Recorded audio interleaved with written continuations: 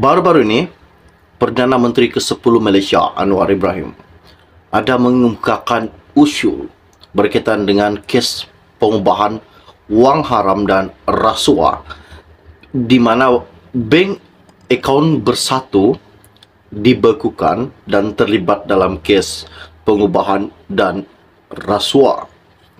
Seperti yang dikatakan Azam Baki, akaun bersatu akan disiasat dan dibekukan buat sementara waktu untuk menjalankan siasatan berkaitan dengan kemana perginya dan dari mana datangnya wang bersatu.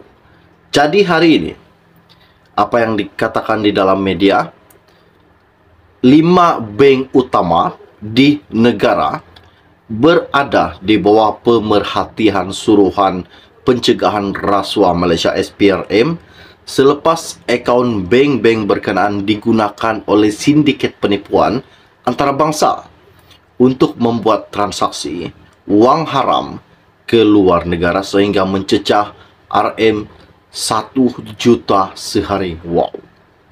RM 1 juta sehari. Adakah ini duit akaun bank ataupun adakah ini duit-duit rakyat yang digunakan untuk pelaburan di luar negara? Ada 5 bank yang didedahkan SPRM, Suruhan Pencegahan Rasuah Malaysia, hari ini. Ini salah satu kejutan. Siapakah dalang sebenar dalam pelaburan yang didedahkan SPRM dan akan diambil dan akan disiasat berkaitan dengan membuat transaksi yang mencecah RM 1 juta sehari dilaburkan di luar negara? Di manakah mereka labur? Pertama UK, kedua UAS, dan yang lain pasti ada lagi pelaburan di tempat-tempat lain yang dilakukan. Namun dalang sebenar kes pelaburan ini dan dalang sebenar yang memberikan kebebasan, memberikan kelonggaran untuk mengeluarkan wang untuk membuat satu pelaburan, siapakah pegawai tersebut? Pasti ramai yang tertanya. Mungkin ini adalah punca daripada parti ini, dan mungkin ini adalah punca dari parti ini.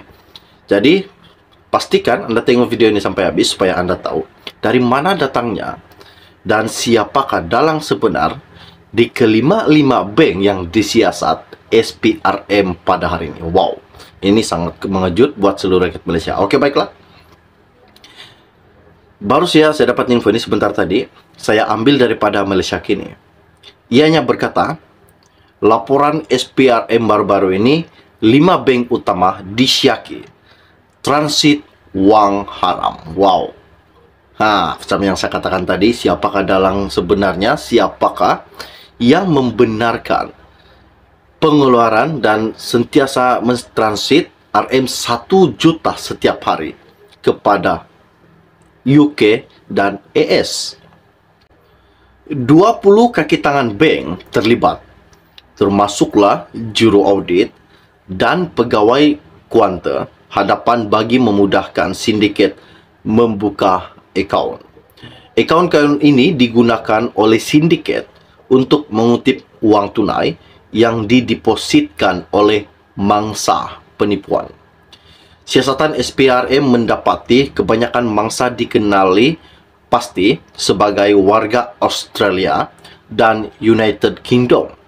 Pegawai bank itu juga dilaporkan akan menutup mata terhadap sebarang laporan transaksi mencurigakan pada akaun bank berkenaan. Peranan pekerjaan bank itu menyebabkan sindiket penipuan mampu mengaut keuntungan kira-kira RM 200 juta hanya dalam tempoh 3 bulan. Wow. 1 juta sehari transaksi dilakukan. Selama 3 bulan, diorang boleh mendapat keuntungan sebanyak 200 juta ringgit. Ini sangat mengejutkan. Siapakah dalang sebenar? Pastikan Anda ikut video ini sampai habis. Sebagai balasan, mereka dibayar antara Rm1.000 hingga Rp2.000 bagi setiap akaun bank yang berjaya dibuka untuk kegunaan sindiket.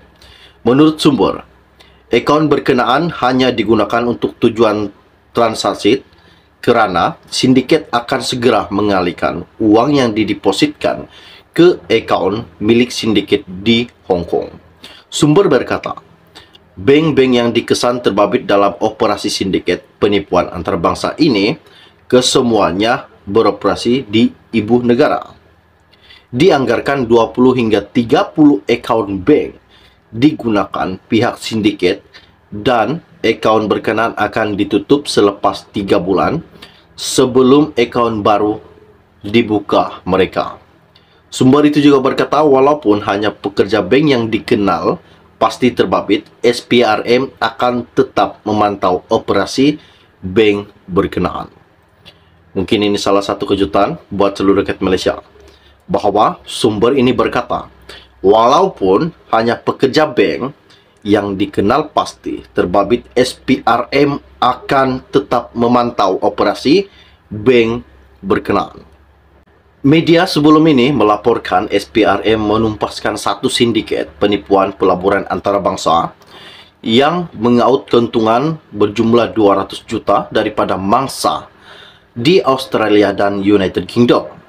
Menerusi Optori Pikani, sekurang-kurangnya 25 permis di Lembaga Klang dan Pulau Pinang diserbu SPRM. Siapakah MP di Lembah Klang dan Pulau Pinang? Ini satu kejutan dan satu pertanyaan. Pasti ramai yang telah tahu siapakah MP di Lembah Klang dan Pulau Pinang. SPRM juga berkata, sindiket ini dipercayai merasuah beberapa agensi penguat kuasa bagi memastikan operasi mereka berjalan lancar sejak 2019. Anggota sindiket ini juga berkata terdiri daripada warga Australia, Britain, Afrika Selatan dan Filipina. Modus operandi sindiket ini ialah memperdaya mangsa untuk melaburkan uang dalam skim pelaburan yang tidak wujud. Sindiket ini juga dikesan menubuhkan 24 syarikat sebagai tempat menyimpan sementara wang dipindahkan oleh mangsa sebelum dipindahkan ke akaun bank lain di luar negara dan kemudiannya dipindahkan ke akaun milik sindiket. Sindiket dikesan berkomunikasi dengan mangsa menggunakan platform Voice over Internet Protocol VoIP bagi memperdaya mangsa.